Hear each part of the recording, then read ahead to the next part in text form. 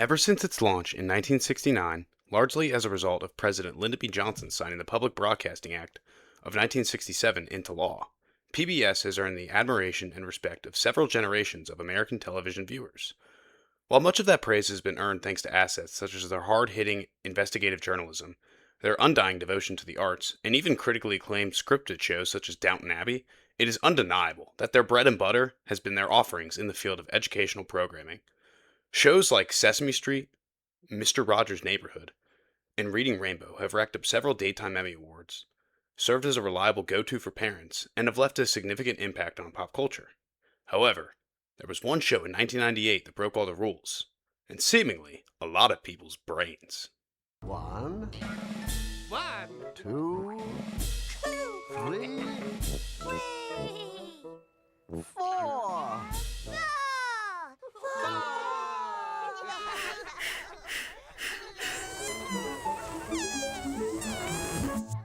Teletubbies.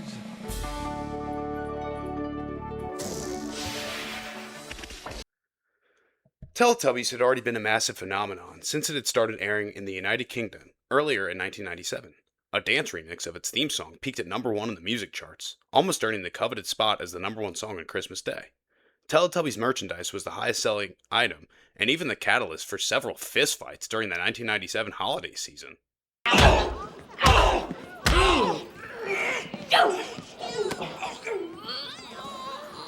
She's got tremendous upper body strength. Wake up!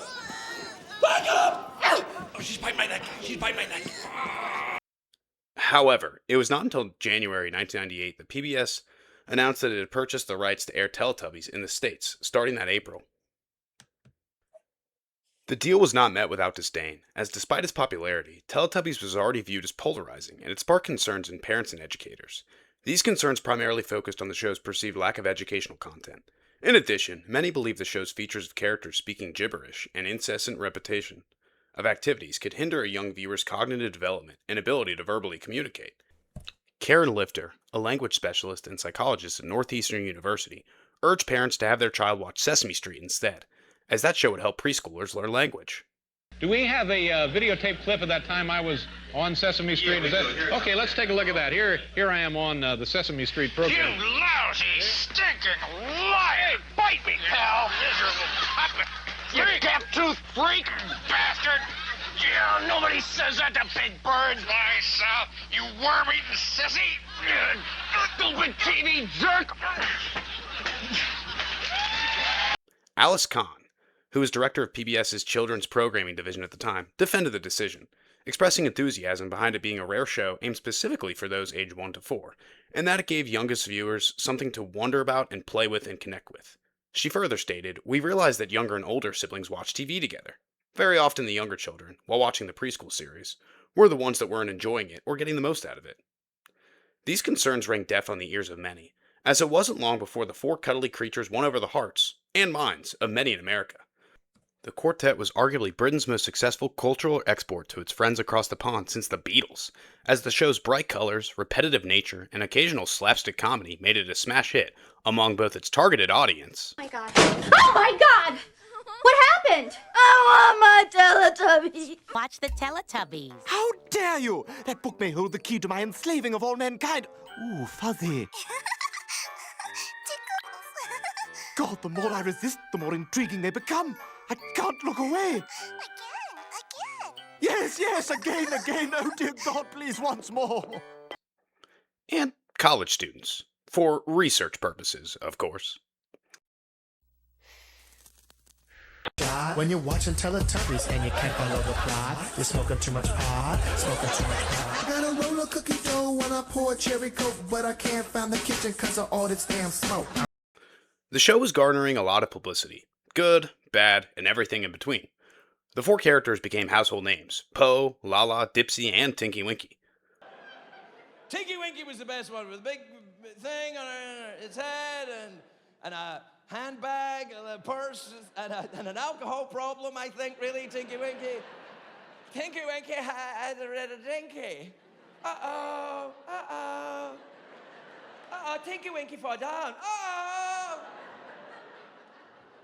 Uh-oh. but it was Tinky Winky who was carrying most of the weight of the show's negative attention, albeit for a completely different reason, and largely from one person in particular. Throughout the 1980s, Jerry Falwell had become a polarizing figure himself in America, as one of the most important names of the era's boom of televangelists. A Baptist pastor, Falwell was instrumental in blurring the lines between religion and politics in American culture, utilizing his recognizability and influence to champion evangelical values and causes. Jerry Falwell's name was dominating the conversation in every way imaginable. His rallying of evangelicals was credited for helping Ronald Reagan win the 1980 presidential election in a landslide.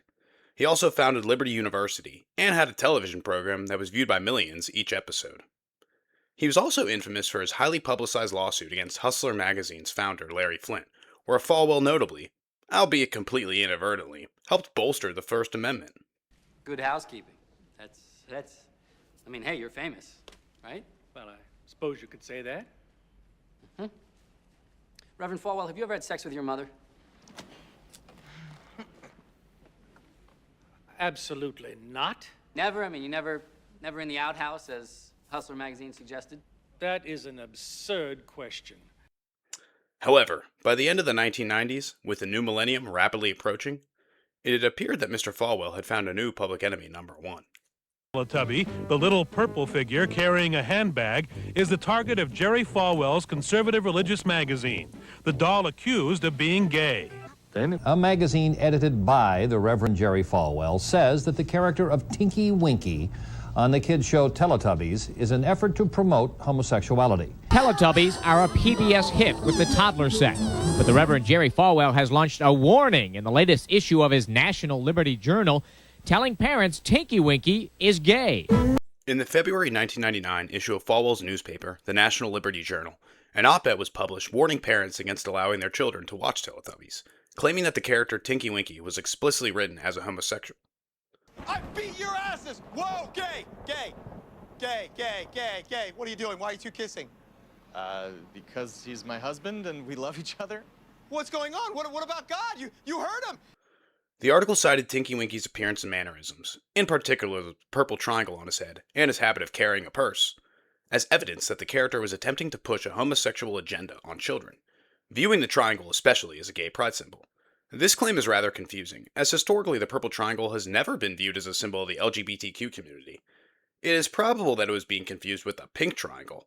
In Germany in the 1930s, the Nazis often forced homosexuals who were being imprisoned in concentration camps to wear a pink triangle as a badge of shame. In the years since, the pink triangle has been reclaimed by the LGBTQ community as a symbol for pride and perseverance. Among the earliest of these instances occurred in the city of Miami, Florida, in 1972. Gay rights activists pinned pink triangles to their clothes to show solidarity with the community while protesting the passing of a law that would have allowed housing discrimination against gays in the city. It wasn't long at all before the article in Falwell's newspaper made the rounds, and it was widely mocked by many. Jerry Falwell has apparently written an article warning parents that the Teletubby Tinky Winky may be gay because he's purple and carries a purse. True story. That's what Jerry Falwell said. Yeah, a spokesperson for the Teletubbies says Tinky Winky is not gay. He's just emulating Dennis Rodman, which I thought. Now, the producer of Teletubbies, he held a press conference. He said, no, Mr. Winky. Mr. Winky, I read this in the New York Times. Mr. Winky does not carry a purse. He's carrying his magic bag. So Tinky Winky is not gay. As for the Pillsbury Doughboy, I don't know and I don't care. And I don't know what the Reverend Falwell carries in his magic bag, but he shouldn't smoke it while he's watching children's television. Thank you very much. The crew behind Teletubbies was quick to respond, stating that the purse Tinky Winky carried was actually a magic bag and denying accusations that the character was a gay role model, while emphasizing that the program was merely a children's show. Ken Vizelman, who was then the chairman of Itsy Bitsy Entertainment, the company behind American licensing rights for the Teletubbies, responded by joking, if Tinky Winky was gay, his accessories would match. Hi, Maggie. I'm Homey Womey, the Teletubby. And I'm all man, in case you heard otherwise. Much like the Pink Triangle, Tinky Winky himself would go on to be accepted and embraced by LGBTQ activists. While Falwell was delivering a speech at an auditorium in the city of Bangor, Maine, 3 protesters dressed as Tinky Winky stood outside the facility, while holding signs that said Teletubbies are gay and really quite lovable, and we're chubby, we're tubby, get used to it. The trio failed to directly confront Falwell, as he avoided them by going through another entrance. The city of Berkeley, California even passed a resolution to defend Tinky Winky. Sponsored by Councilwoman Polly Armstrong, it was accompanied by the phrase, "Long live Tinky Winky, and long live freedom from self-righteousness." Facing a mighty mountain of media backlash, the Reverend Jerry Falwell was quick to respond. He gave a televised interview to Katie Couric on the Today Show, where he emphasized that he did not write the article itself. It was merely published in his newspaper, and the media attributed it to him. Nonetheless, he would defend the article's editorial stance, telling Couric that, quote, "Little boys running around with purses and acting effeminate and leaving the idea that the masculine male, the feminine female is out and gay is okay, is something Christians do not agree with." Only a little over a week later, Falwell seemed to mildly retract these statements. While speaking in Northport, Florida, he again addressed the infamous Tinky Winky article, stating, "I didn't say that thing about Tinky Winky. It went around the world 6 times before I told Katie Couric I didn't. Maybe he is gay. I don't know." You guys cool it with the gay. Falwell also insisted that he was not the first to out the purple Teletubby, and claimed he was merely repeating what was stated in the media already. To back this claim, he cited a Washington Post column declaring stand-up comic Ellen DeGeneres as out, and Tinky Winky is in as the new face of the LGBTQ movement. However, Falwell didn't realize that this column was satirical in nature, as it was written by Michael Colton, a journalist turned screenwriter who would become more well known for creating the ABC sitcom Home Economics and for his commentary role on VH1 shows such as Best Week Ever and I Love the 80s. Colton would later respond to the controversy by sarcastically apologizing for invading Tinky Winky's privacy in an editorial for Salon.com.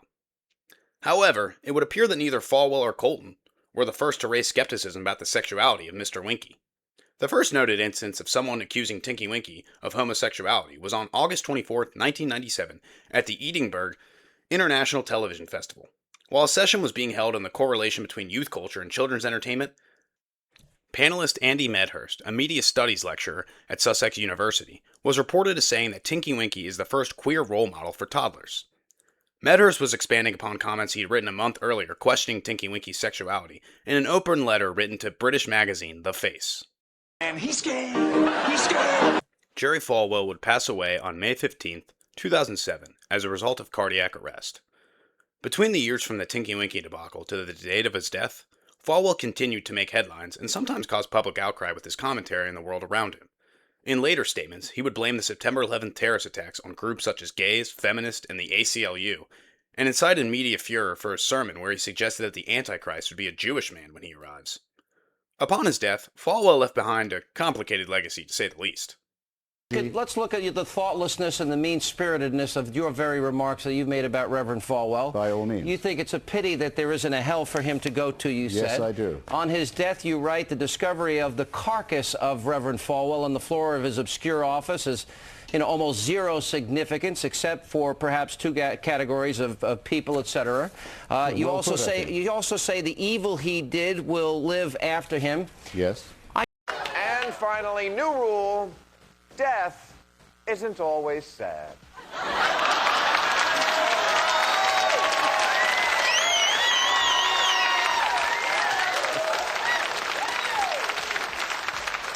This week, the Reverend Jerry Falwell died, and millions of Americans asked, why? Why, God? Why didn't you take Pat Robertson with him? However, just mere weeks after his death, one group was determined to carry on Falwell's legacy and his crusade against the purple Teletubby: the nation of Poland. 100% Polish. Fucking insult. Later in May 2007, Ewa Sowinska, a Polish politician and the country's ombudsman for children, voiced her own concerns about the show Teletubbies in an interview with a local magazine, stating that it might promote homosexuality. Like Falwell, she suggested that the Tinky Winky's purse could be a gay undertone, and announced that she would reach out to children's psychologists to see if the program should be aired for children. Well, think of the children! And much like Falwell, Sowinska's comments on Tinky Winky would mainly be laughed off by the general public. So much so that she even appeared to walk them back when she clarified that she did not believe Teletubbies was a serious threat to Polish children. About a little over a year later, Sowinska would ultimately resign from her position as the country's watchdog for children's rights, amidst bipartisan calls for her termination. Enjoy Poland, you two. Hey. So, how did Tinky Winky and the rest of the Tubby Toast eating, saying gang fare? Quite well, actually. In the midst of the original controversy in 1999, toy industry expert Jim Silver told the New York Times, if anything, it puts more attention on Teletubbies and increases sales. Silver was largely correct. By October of 2000, the Teletubbies franchise had generated over $1 billion in merchandise sales worldwide. Although production on the original Teletubbies wrapped up in 2001, its impact has lasted beyond its departure from the airwaves, and it would even have a reboot of 4 seasons airing on Nick Jr. from 2015 to 2018. Much like the LGBTQ community embraced Tinky Winky, the movers and shakers behind Teletubbies returned the favor. In May of 2021, WildBrain, a media company that now owned the rights to the Teletubbies brand, announced its support for the LGBTQ community by releasing a statement that Teletubbies love pride, and announcing that they were releasing a new collection of Teletubbies-themed merchandise, with the proceeds to be donated to the Gay and Lesbian Alliance Against Defamation. To this day, whenever the name Teletubbies comes up in conversation, most people's minds undoubtedly think of Jerry Falwell. She didn't know, and she brought him a purple Teletubby, because I guess that's the gay one. Oh. So it was like a little, I was like, her way of... Yeah, and so you kind of looked at her, I was like, that's great, Mom. Wait, there's a gay Teletubby? Yeah. I thought they were all gay. No,